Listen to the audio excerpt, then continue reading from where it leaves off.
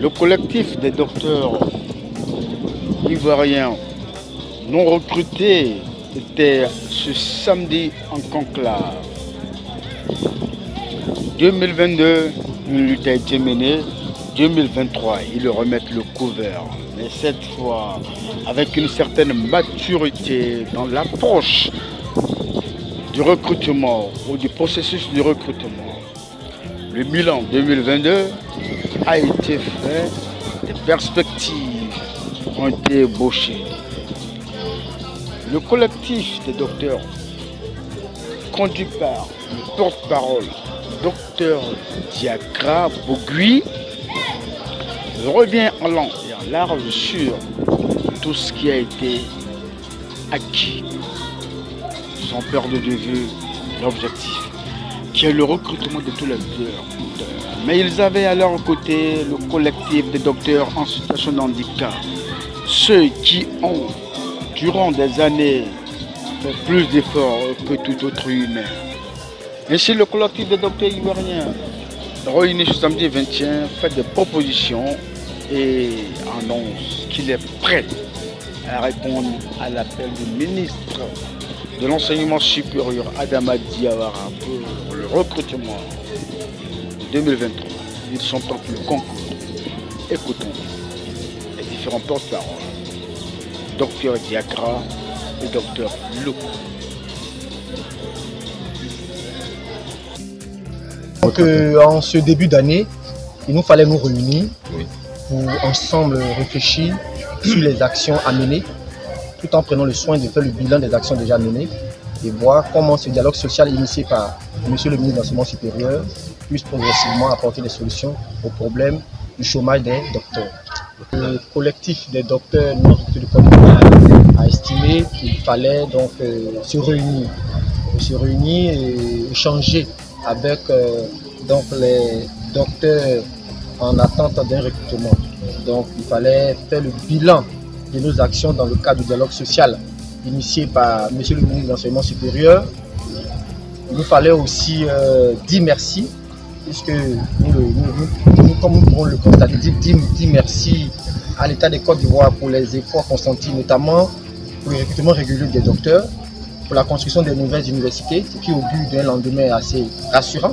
Quant au recrutement progressif des docteurs, demandons aux docteurs en attente d'un recrutement de se préparer pour le concours de recrutement prochain en étudiant donc les études fondamentales au niveau des différentes spécialités. Voilà. Et dit surtout à Monsieur le ministre que nous sommes prêts pour aller à ce recrutement. Nous n'attendons que le lancement, qui nous le voyons, est incessant pour le recrutement donc, de la session 2023. Et les docteurs sont prêts à aller à ce recrutement et nous sommes toujours à la table du dialogue. Nous allons bientôt échanger avec l'autorité pour toujours faire des propositions dans le sens, n'est-ce pas, de toujours garantir un climat apaisé, un climat civilisé autour de ce concours qui s'annonce. Donc nous attendons la date du concours donc, des docteurs en cette année 2023. Docteur Diakra, quelles sont les nouvelles propositions que vous voulez faire au ministre? Bien, je pense qu'au ministre, nous lui avons fait un certain nombre de propositions. Aujourd'hui, nous avons écouté nos camarades docteurs qui sont revenus sur un certain nombre de détails liés à l'organisation pratique donc, de ce concours. Nous allons récolter les informations et nous allons voir l'autorité et lui faire savoir, n'est-ce pas, ces différents points. Parce qu'il nous faut d'abord en amont faire un travail. Je peux déjà évoquer l'aspect de la question de la date limite pour entrer donc, en tant qu'enseignant-chercheur. Il y a d'autres points qui ont aussi été soulevés par nos camarades. Parlant de la date limite, je vais parler de l'âge. Parce que nous sommes à 45 ans comme l'âge limite et on est en train de voir pourquoi ne pas donc, revoir cet âge limite-là. Il y a d'autres points aussi qui ont été soulevés par les docteurs. Donc nous allons faire un travail organisé, nous allons faire des propositions, puisque nous sommes à la table du dialogue. Le ministre est assez initié quant à toutes ces préoccupations des docteurs, notamment en ce qui concerne le fait que dans ce concours, on ait différents corps constitués, les docteurs en situation de RN, situation de GC, les ingénieurs, attachés de recherche et tout ça. Justement, nous avons écouté nos camarades qui ont fait des propositions. Nous allons les recouper, d'accord, et faire de nouvelles propositions à Monsieur le ministre. Mais dans le fond, ce sont des, je vais dire, des propositions qui vont dans le sens de la construction, dans le sens du dialogue constructif, j'allais dire. C'est très important. Nous ne sommes plus donc à l'heure des actions inutiles de rue. Nous nous asseyons comme des docteurs, nous réfléchissons, nous trouvons des solutions. Sinon, nous avons des pistes de solutions et nous les soumettons à l'autorité pour qu'ensemble nous trouvions toujours des solutions. Docteur Diakra, pour terminer, les Ivoiriens étaient focus sur un nombre de 3000 docteurs. Aujourd'hui, vous êtes combien de docteurs en situation de chercheurs d'emploi? Bien, monsieur le journaliste, je vous remercie pour cette question. Alors, aujourd'hui, il est annoncé que nous sommes 3000 docteurs. Il faut dire qu'on n'a aucune preuve actuelle à même d'attester que nous sommes 3000. Voilà, si on s'en tient aux chiffres du dernier recrutement de la session de 2021. Voilà. À vrai dire, après qu'on se soit nous-mêmes comptés et après avoir fait toutes ces actions dans le sens de connaître le nombre exact, eh bien, nous ne pouvons pas dire aujourd'hui que nous sommes 3000 docteurs. Ce que nous pouvons dire, c'est que nous tournons autour de 2000 docteurs. Mais dire que nous sommes 3000 docteurs, il n'y a aucune preuve, voilà, qui l'atteste. Voilà. Le plus important, c'est de faire en sorte que ceux qui participent à ce concours, qui sont inscrits, déclarés comme candidats, soient recrutés. Voilà. Et les voies pour se faire pour trouver un emploi à nos camarades ont déjà été évoquées. Voilà. Donc pour répondre de manière plus simple, aucun élément n'atteste ici que nous sommes 3000 docteurs. Il n'y a pas de 3000 docteurs en Côte d'Ivoire. Il y a un nombre de docteurs qui oscille entre les 1500 et 2000. J'en tiens pour preuve, n'est-ce pas, le dernier concours de 2021 ou 2022 où nous étions à peu près 2000. Voilà. Et nous, en 2021, nous-mêmes nous sommes fait compter, nous étions 1463 docteurs. Voilà. Donc cette polémique autour du nombre est désormais abalée du revers de la main. Le plus important, c'est les docteurs enregistrés qui doivent donc trouver un point de chute en termes d'insertion professionnelle. Voilà. 2023, quel est votre message à la nation, docteur? À la nation, je voudrais dire que les docteurs de Côte d'Ivoire ont compris qu'il ne faut pas défier l'autorité, il ne faut pas bafouer notre grade. Nous sommes des docteurs, nous sommes des responsables. Il nous faut s'asseoir, réfléchir quand les problèmes se présentent et faire des propositions concrètes. Les universités aujourd'hui sortent, n'est-ce pas, de terre flambant neuve. Nous croyons que toutes ces universités qui sortent sont faites pour recevoir les enseignants. Et l'État de Côte d'Ivoire doit continuer pour que progressivement tous les docteurs, n'est-ce pas, soient orientés affectés dans ces différentes universités qui naissent. Voilà. Et nous sommes toujours là à faire des propositions. Parce que nous écoutons les docteurs. Et les docteurs aussi nous écoutent. Et ensemble, on produit ce qui est constructif. Voilà. Dans la paix et dans le dialogue. Merci, docteur Diakra. Beaucoup, oui. Membre du collectif des docteurs en situation de handicap. Voilà. Nous, le vieux Oufoué l'a dit, hein, le président Oufoué l'a dit, le dialogue, c'est l'arme des plus forts. Hein.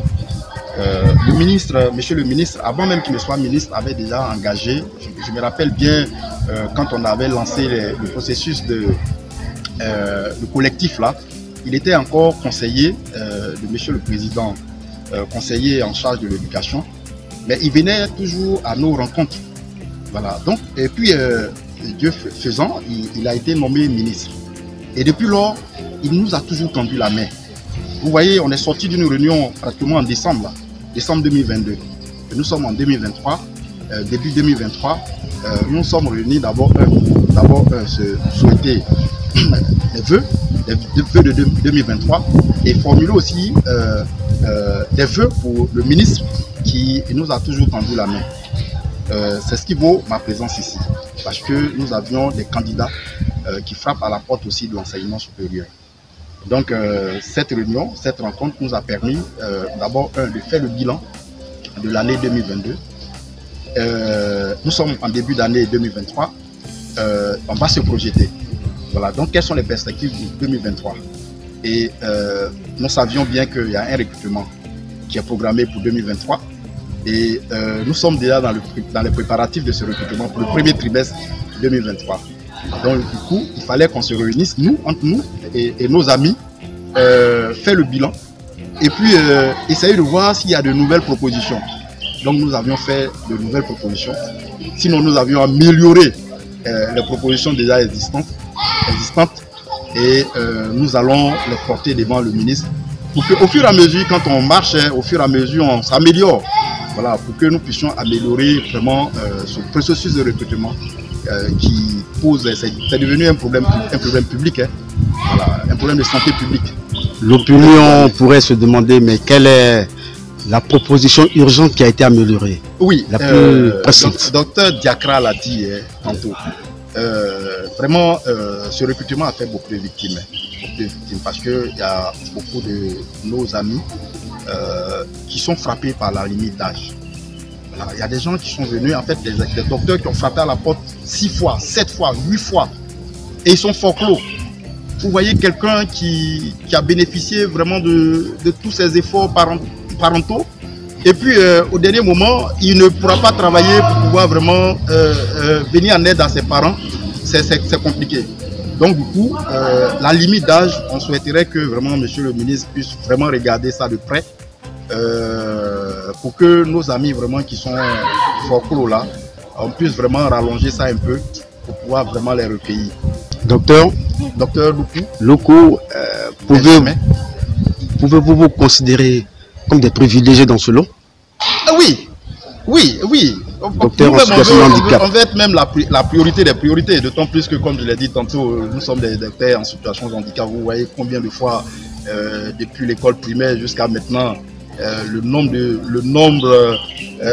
de fois qu'on a souffert. Donc du coup, on veut être parmi les priorités. Une estimation, vous êtes combien? On n'est pas nombreux. Il y a, dans nos chiffres, on a déchiffré, il y a un qui vient de soutenir à Boaké la dernière fois, 6-7 personnes, docteurs. 6-7 docteurs. Vous avez un appel spécial au chef de l'État? L'appel spécial, c'est qu'il faut que le président de la République vraiment puisse regarder de ce côté, parce que nous constituons quand même une élite, d'autant plus qu'il y a des parents qui cachent toujours leurs enfants en situation de handicap, et l'élite qui est là peut quand même servir d'exemple pour dire que non, toute personne qui est née peut aller à l'école et puis arriver à ce niveau. Voilà, donc du coup, l'État de Côte d'Ivoire a déjà tout fait, beaucoup fait. L'État recrute, a un recrutement annuel, on appelle ça le recrutement dérogatoire de tout le monde, mais pour ce côté, pour le recrutement dans les universités publiques, il n'y a pas encore de législation là-dessus. Donc nous souhaiterons que Monsieur le ministre puisse porter devant Monsieur le Président pour que, en dehors du recrutement dérogatoire, on puisse regarder du côté de l'enseignement supérieur pour que nos amis qui arrivent à compte-gouttes à obtenir leur doctorat soient systématiquement recrutés. Vous êtes le porte-parole? Le porte-parole des docteurs en situation de handicap.